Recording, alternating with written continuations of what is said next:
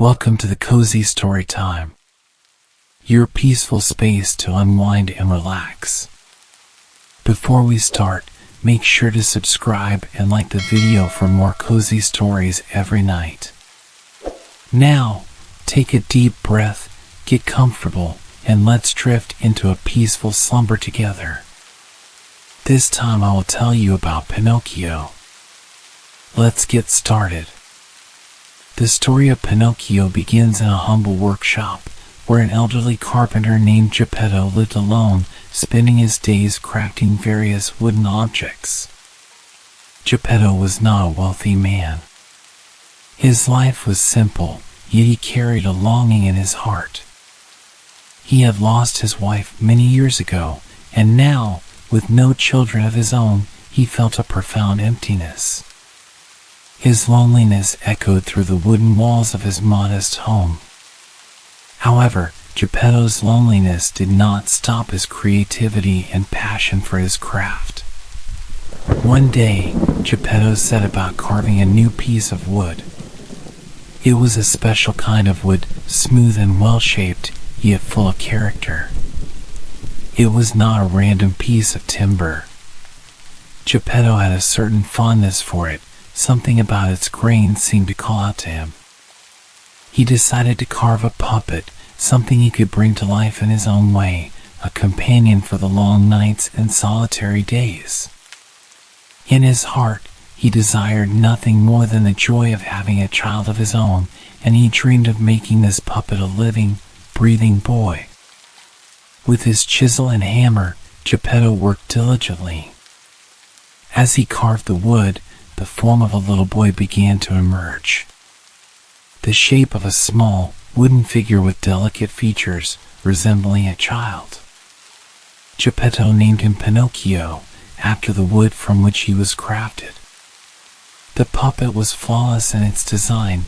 His arms were proportionate, his legs well sculpted, and his face, while wooden, bore an almost lifelike expression.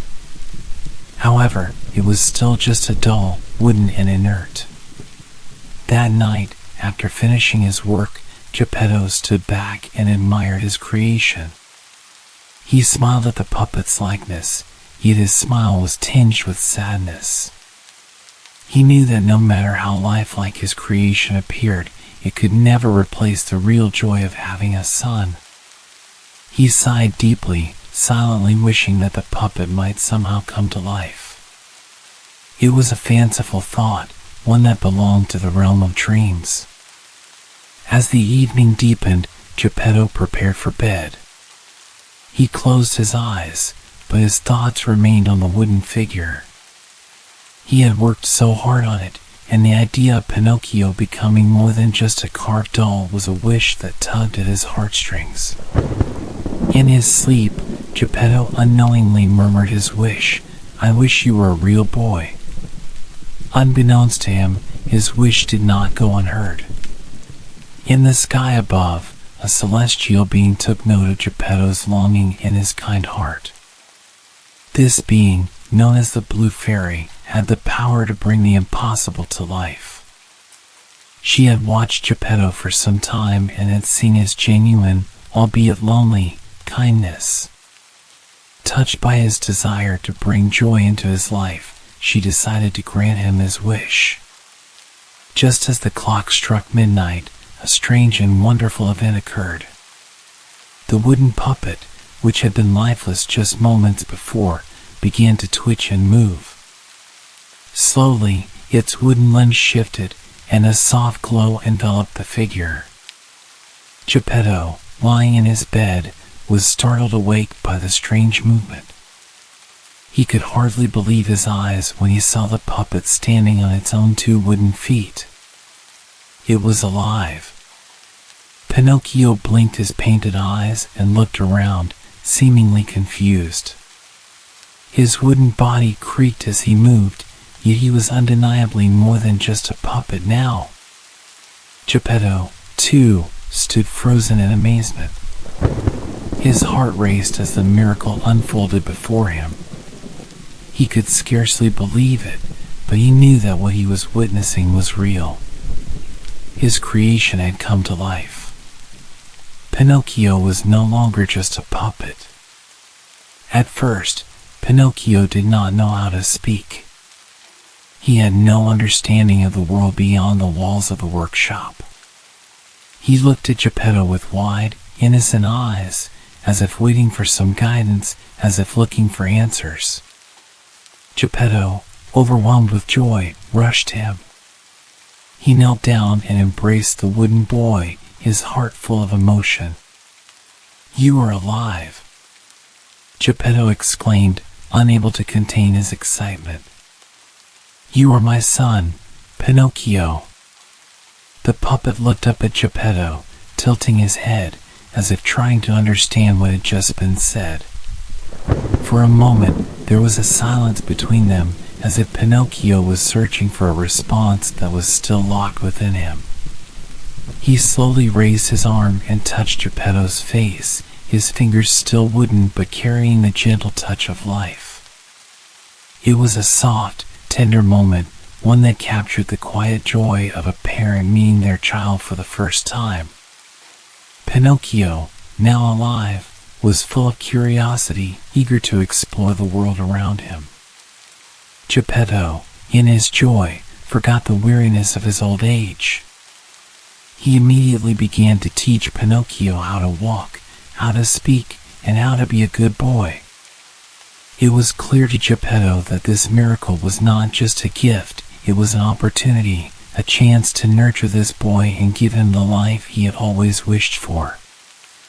As the days passed, Geppetto continued to teach Pinocchio.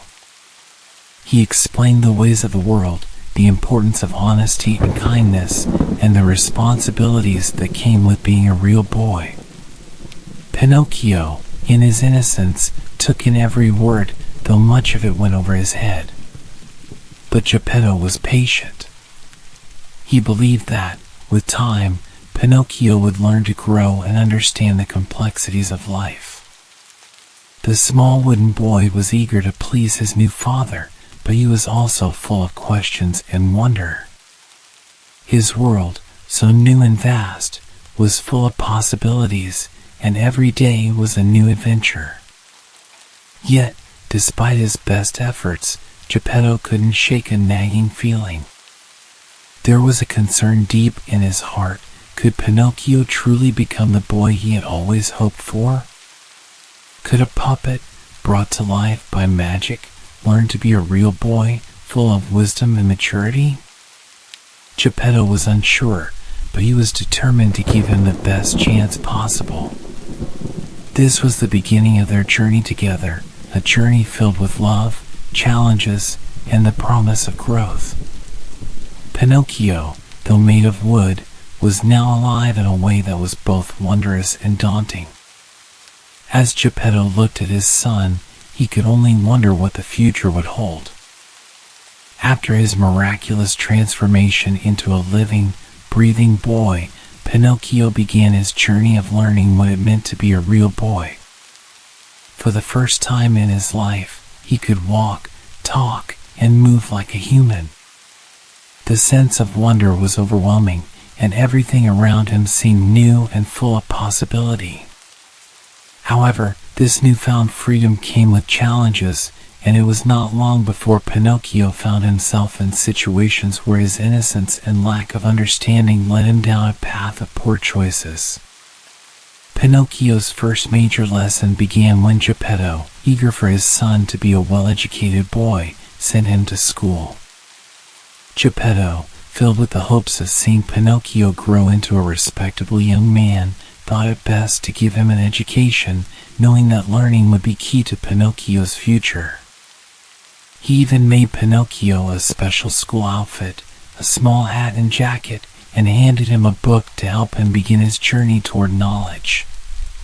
But Pinocchio, though he could walk and talk, was still naive. His thoughts were often distracted by the world around him. On his way to school, he encountered many tempting distractions, and his heart was filled with curiosity. The streets were full of new sights and sounds, and he was drawn to the vibrant life of the town. As he passed by the square, He saw a group of boys playing games and laughing, their carefree energy calling out to him. For a moment, he hesitated, feeling torn between his father's wishes and the fun he could have with these children. The pull of these distractions proved too strong. Pinocchio tossed aside the book his father had given him and joined the group of boys, leaving the path to school behind. It was the first moment of rebellion, a small decision that would have large consequences later on. The boys he joined were not like Geppetto. They were mischievous and unbothered by the rules of the world. They led Pinocchio deeper into the streets, showing him the freedom of life without structure and without any concerns for the future. As the hours passed, the fun and games took a darker turn. Pinocchio, caught in the whirlwind of laughter and excitement, forgot all about the school he was supposed to attend. He forgot about Geppetto's hopes and dreams for him. The children he had befriended were no different from him in one important respect. They had no real understanding of the importance of education, responsibility, or honesty. In fact, they were all too eager to avoid work, avoiding the responsibility that came with learning and growing. And in their company, Pinocchio, too, became lost in the thrill of doing what felt good in the moment rather than what was right. It was during this carefree time that Pinocchio met a new, more sinister figure, the fox and the cat. These two characters, appearing to be friendly travelers, took advantage of Pinocchio's naivete and tried to manipulate him into making choices that would lead him further away from his true path. They spun tales of easy wealth and adventure, claiming that Pinocchio could make his fortune without the effort of education or work. They told him of a magical field where he could plant a coin and watch it grow into a tree full of gold. This idea, promising instant riches and happiness, captivated Pinocchio. Eager to be part of something exciting and unaware of the dangers that lay ahead, Pinocchio followed the fox and the cat. They led him into the woods, promising him that if he buried his money in the ground, his fortunes would be made. The idea of obtaining wealth without hard work seemed too good to pass up, and Pinocchio, once again, ignored the wisdom that Geppetto had tried to instill in him. When Pinocchio planted the coin as instructed and covered it with dirt, the fox and the cat left him alone in the woods, abandoning him to his fate. He waited for the tree of gold to grow, but nothing happened. Hours passed, and eventually, Pinocchio realized he had been tricked. The fox and the cat had deceived him, leading him into the woods with promises of treasure that were never meant to be fulfilled. With nothing but his disappointment and an empty hole in the ground, Pinocchio returned home, feeling the sting of his mistake. When he finally reached Geppetto's house, the old man was waiting for him, his face full of concern and sadness. Geppetto had hoped so deeply that Pinocchio would take to his lessons and become a disciplined boy. But the wooden boy's impulsive decisions were leading him down a path full of trouble, and Geppetto could see that his son was lost in a world of distractions and poor judgment. He tried to console Pinocchio, reminding him of the importance of making good choices, working hard, and valuing the things that truly mattered in life. But Pinocchio, ashamed and embarrassed, could hardly listen. He felt he had let down his father. Despite his regret, Pinocchio's impulsive nature would not let him stay focused for long. His lessons were not over. The world was full of temptations, each one pulling him further from his goal of becoming a real boy, a boy of integrity, responsibility, and wisdom. Pinocchio's first real adventure into the world had already shown him how easily he could be swayed by his desires. His temptation for excitement, wealth, and ease had led him astray. Yet, this early mistake, though painful, was only the beginning of the lessons he would have to learn. He would face many more trials ahead, each one testing his character, his loyalty to Geppetto, and his ability to understand the difference between right and wrong. After his misadventure with the fox and the cat, Pinocchio returned home, feeling the weight of his actions. He had failed Geppetto once again, and though he was ashamed of his behavior, he could not ignore the part of him that still longed for adventure, excitement, and freedom from responsibility. His desire for fun and distraction had pulled him astray, but he had not yet learned the value of discipline and the consequences of his actions.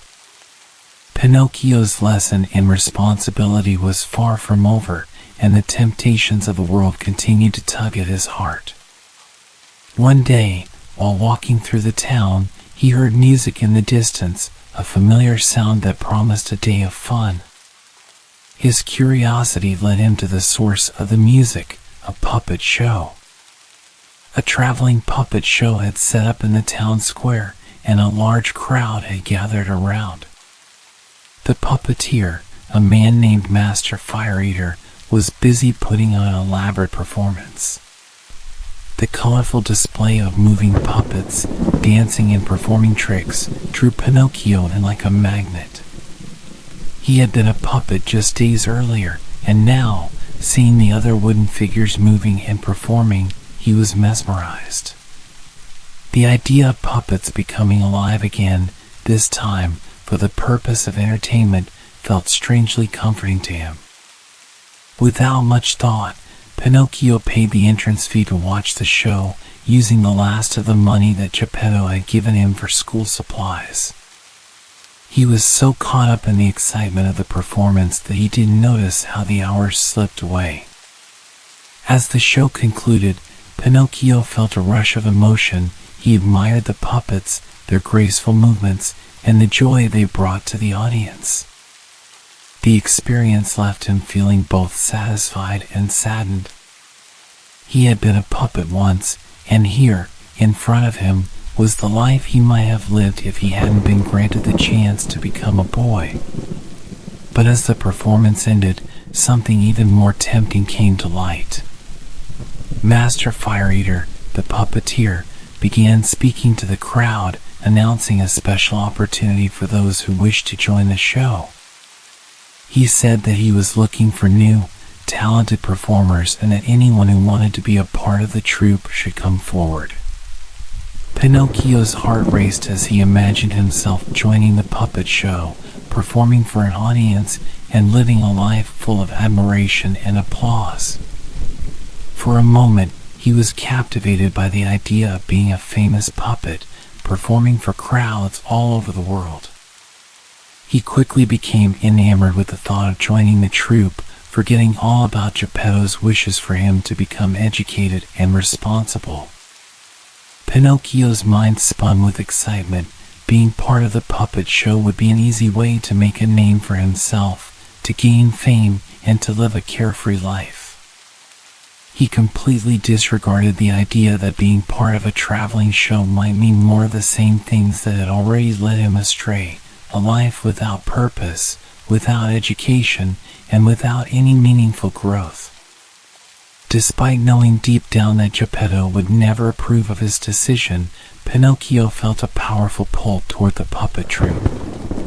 He had longed for adventure, for a life of excitement, and this seemed like the perfect opportunity to abandon his responsibilities and live in a world where he would never have to face the challenges of growing up.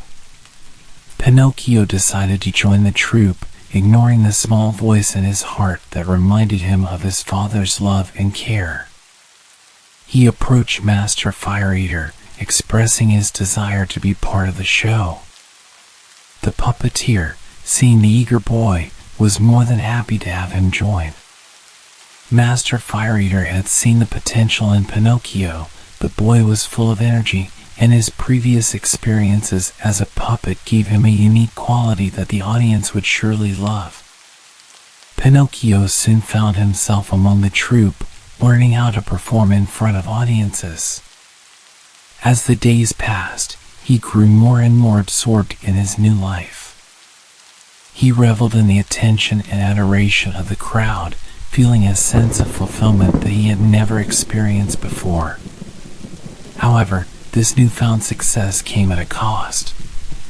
Pinocchio's carefree life in the puppet show was filled with constant distractions and no real sense of purpose. He continued to forget about the responsibilities that awaited him, particularly the need for education. Each performance brought in applause, but with it, Pinocchio was becoming more disconnected from Geppetto's hopes for him. He became so immersed in the world of fame and performance that he began to feel like a puppet once more, a creature existing only for the entertainment of others, rather than a real boy with a future of his own making. But while Pinocchio reveled in the applause of the crowd, his father, Geppetto, was growing more and more concerned. Days turned into weeks, and still, Pinocchio had not returned home. Geppetto had no idea where his son was or why he had not come back. The old man, worried sick, searched the streets for Pinocchio, asking anyone if they had seen him. He was deeply troubled by his son's disappearance and the growing sense that Pinocchio was falling further away from the boy he had hoped he would become. Geppetto's concern soon turned to action. He sought out a wise figure, a talking cricket who had long been a part of Pinocchio's life, hoping the cricket might have some insight into his son's behavior. The cricket had seen Pinocchio's impulsiveness and recklessness, and he now warned Geppetto that his son was on a dangerous path. He advised that the boy needed to face the consequences of his actions if he was ever going to grow and learn. Geppetto's heart broke at the thought of his son being lost to this life of performance and foolishness, but he was determined to bring Pinocchio back and give him the love and guidance he needed. Meanwhile, Pinocchio, lost in the world of the puppet show, continued to ignore the growing concerns of the people who cared about him. His world of applause and fame was clouding his ability to see what truly mattered, his relationship with Geppetto and his chance to become a real boy. Pinocchio's life continued to spiral into reckless behavior as he sought out new adventures and excitement. After his time with the puppet troupe, where he had basked in the fame and applause, Pinocchio's insatiable desire for fun led him to another fateful encounter. It was during this time of misguided freedom that he came across the infamous Island of Misfits, a place that would come to symbolize the dangers of living without accountability, without any understanding of responsibility. Pinocchio had been enjoying his newfound fame and his life of leisure for some time. He wandered through towns and villages, feeling the thrill of being admired for his performances. But deep inside, something felt hollow. He had enjoyed the adulation, but he still felt a lack of purpose. Perhaps this void inside him was due to the fact that, despite all the fun and excitement, Pinocchio still had not learned the important lessons his father had tried to teach him.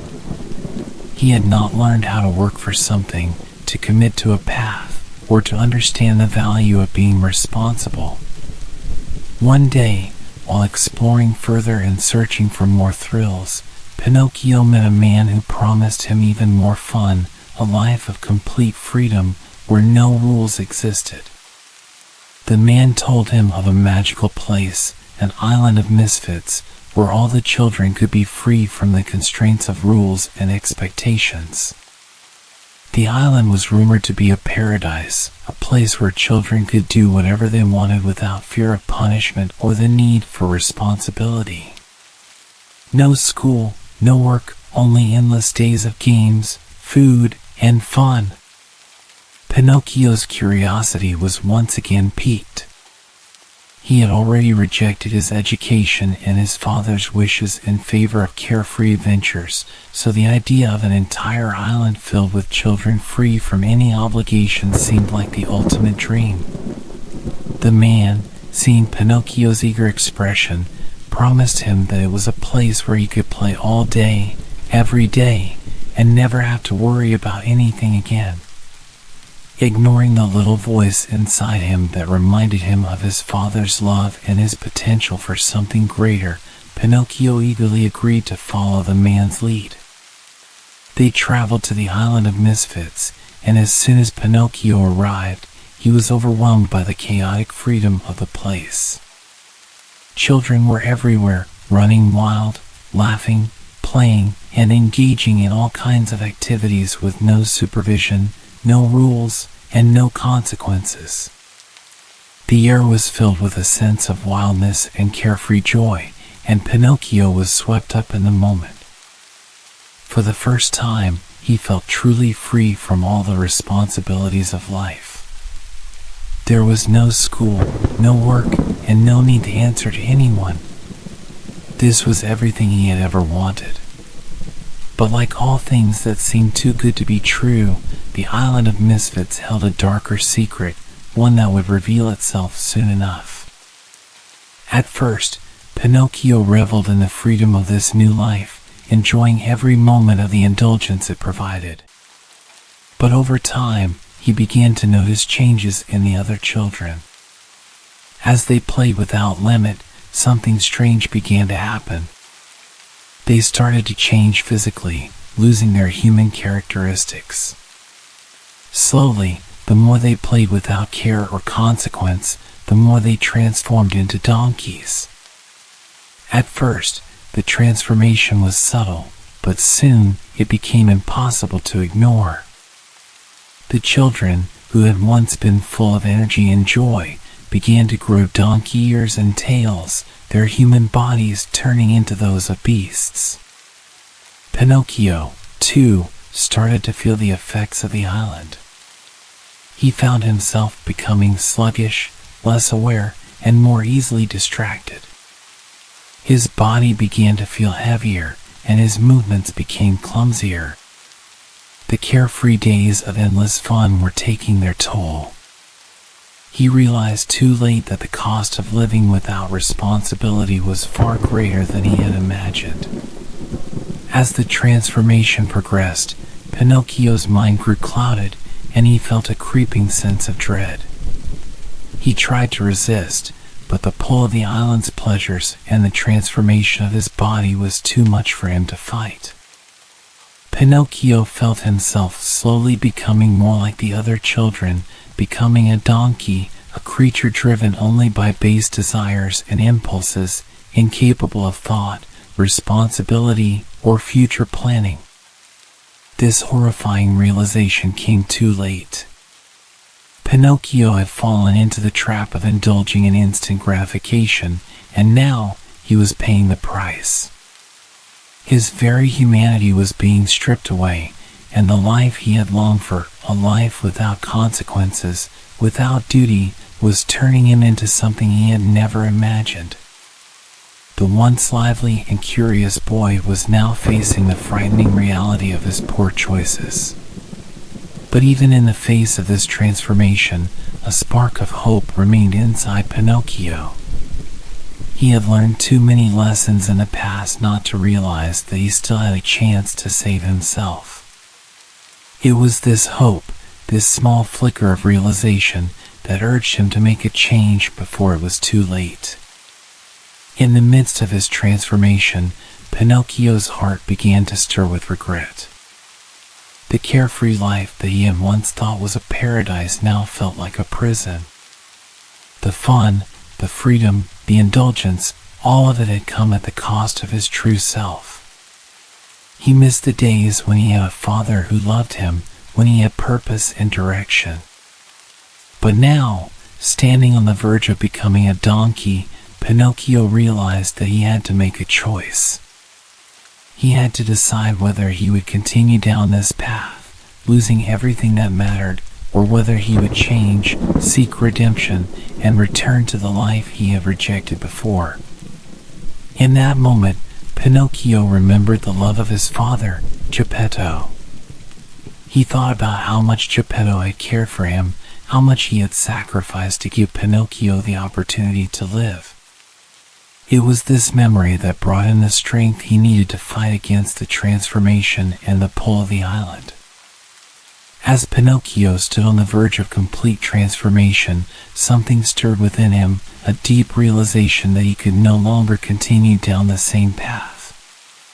His body, which had been slowly morphing into that of a donkey, was now fully on the cusp of becoming one.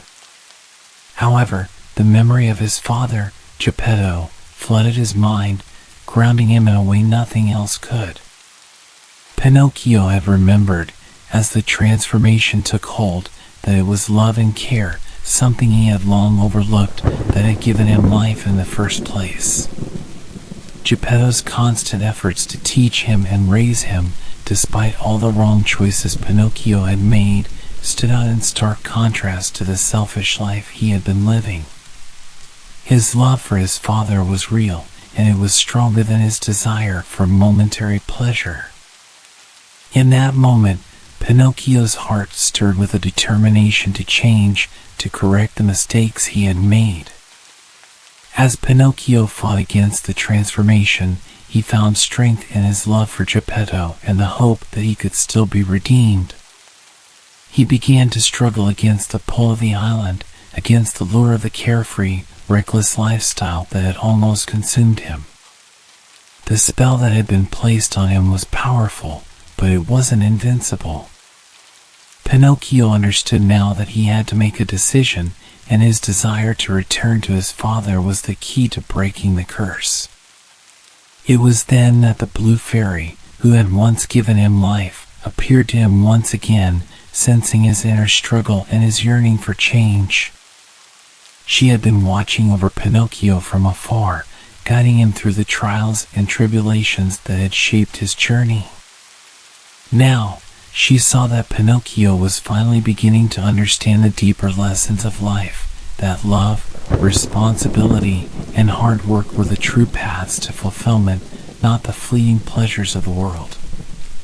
The blue fairy appeared before Pinocchio in a dazzling light, her presence calming and reassuring. She spoke gently but firmly, recognizing the change in Pinocchio's heart. "Pinocchio," she said, her voice soft but full of wisdom, "you have learned a great deal, but your journey is not yet complete. You have wandered far from the right path, but your love for your father has brought you back. It is not too late for you, my child. The transformation you have faced is the result of your choices, but you are capable of change." With a wave of her hand, the blue fairy reversed the spell. Pinocchio felt the weight of the transformation begin to lift, and his body slowly reverted back to its original, human form. His wooden legs, once heavy and clumsy, became light and agile once more. His donkey ears and tail vanished, and his face, no longer twisted by the curse, returned to the familiar boyish features it had once had. Pinocchio was, once again, human. As the fairy's magic faded, Pinocchio fell to his knees, overwhelmed with relief and gratitude. He had narrowly escaped a fate that would have stripped him of everything he held dear. It was a humbling moment, and Pinocchio knew that he had been given a second chance, one that he would not take for granted. But his physical transformation was not the only change that occurred. Pinocchio's heart had also transformed. He understood, for the first time, what it truly meant to be a real boy. A real boy was not one who sought out pleasure and excitement without regard for consequences. A real boy was one who learned, who worked, who took responsibility for his actions. He was someone who, despite making mistakes, sought to be better, to grow, and to learn from his past. The journey back to his father was not an easy one. Pinocchio knew that he had already let Geppetto down in many ways, and that his father had suffered greatly in his absence. Geppetto had been searching for him tirelessly, worried sick about his safety and well-being. It was time for Pinocchio to make things right. As Pinocchio made his way back to Geppetto's workshop, he reflected on the mistakes he had made, the lies he had told, the temptations he had fallen prey to, and the opportunities he had missed. Yet, he also felt a sense of determination. He would go back to Geppetto, he would make amends, and he would become the boy his father had always hoped for.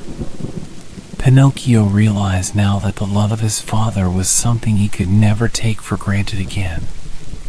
It was the one thing that had remained constant in his life, no matter how lost he had become. Meanwhile, Geppetto had not given up hope.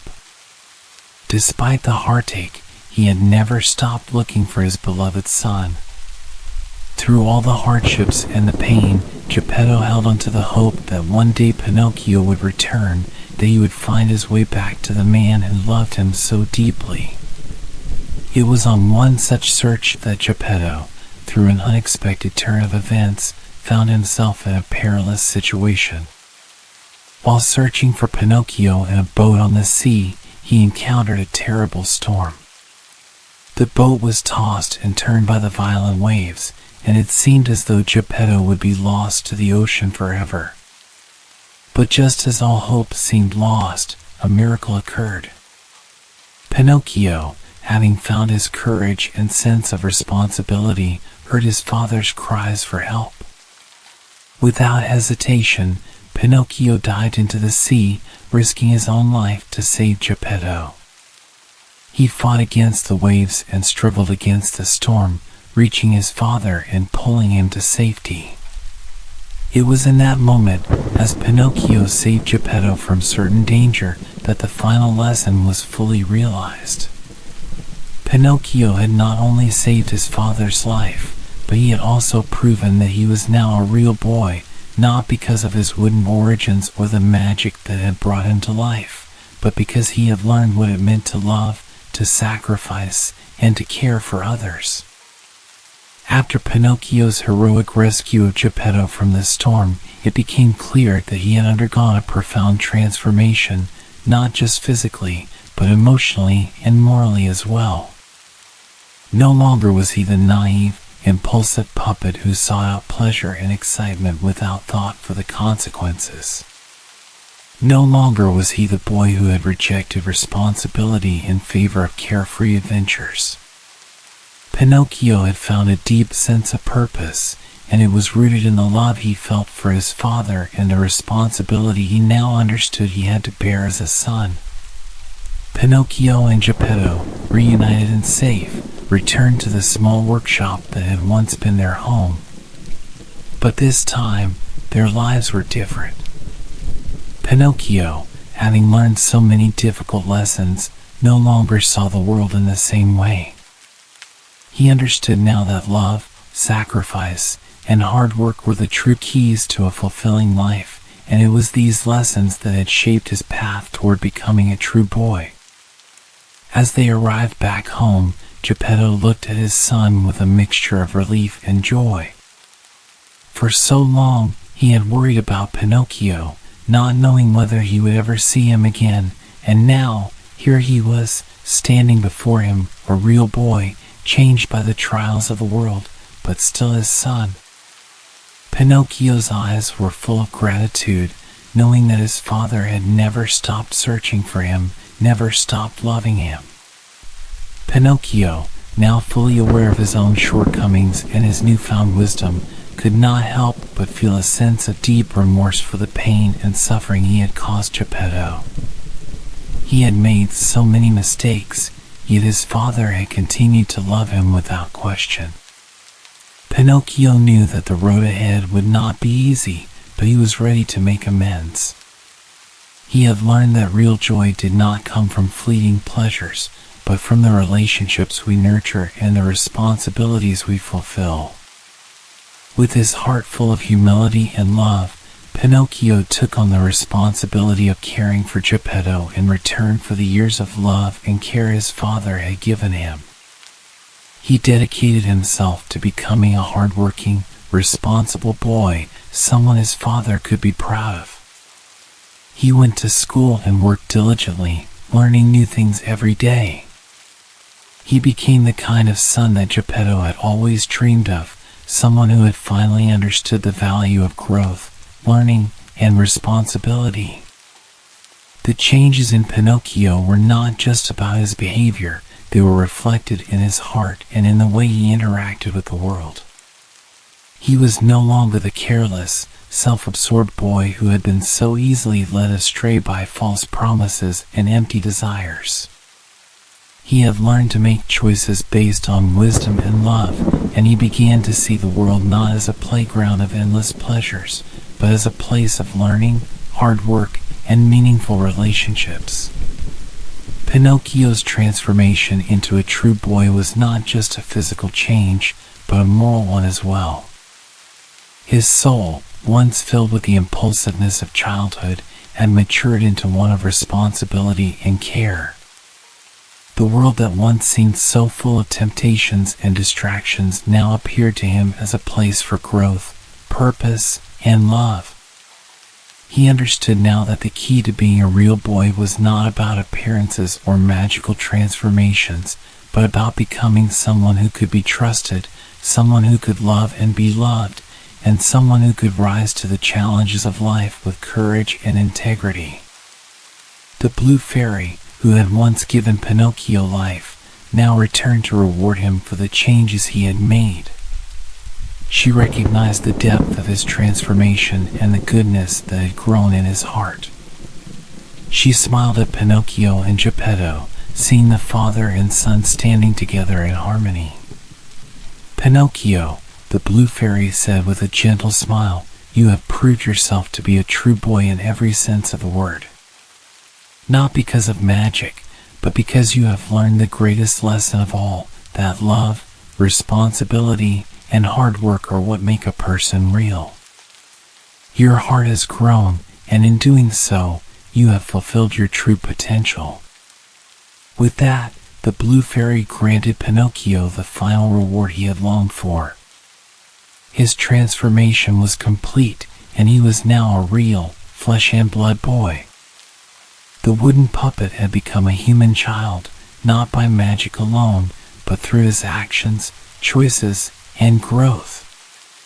Pinocchio's life, now full of purpose and meaning, continued with a deep sense of fulfillment. He went on to live a life of integrity, devotion to his father, and care for others. His days of rebellion and folly were behind him, and in their place stood a boy who understood the value of love, sacrifice, and growth. He had learned that life was not about avoiding hardship or seeking endless pleasure, but about facing challenges with courage, learning from mistakes, and growing into the best version of oneself. Geppetto, who had once longed for a son, could now rest easy knowing that the boy he had so lovingly created, the boy he had hoped for, had finally become the real son he had always wished for. Together, father and son shared a life filled with love, respect, and the simple joys of living, joys that had been hard-earned and well-deserved. The story of Pinocchio comes to its beautiful conclusion as we see the full transformation of his character from a wooden puppet brought to life to a real boy who has earned his place in the world. The growth he has undergone is not merely physical, but moral, emotional, and spiritual.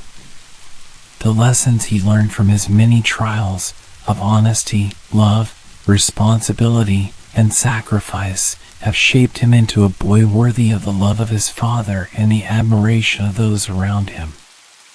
Pinocchio's transformation is complete, not through magic, but through his own hard work and growth. He has learned that the true meaning of being real is not found in superficial change, but in the development of character, integrity, and love. He no longer seeks fleeting pleasures or avoids responsibility, but embraces both with a newfound wisdom. The culmination of Pinocchio's journey comes when, after years of proving himself, he is finally rewarded for his efforts. The Blue Fairy, who had guided him throughout his trials, reappears once more. She is proud of how far Pinocchio has come.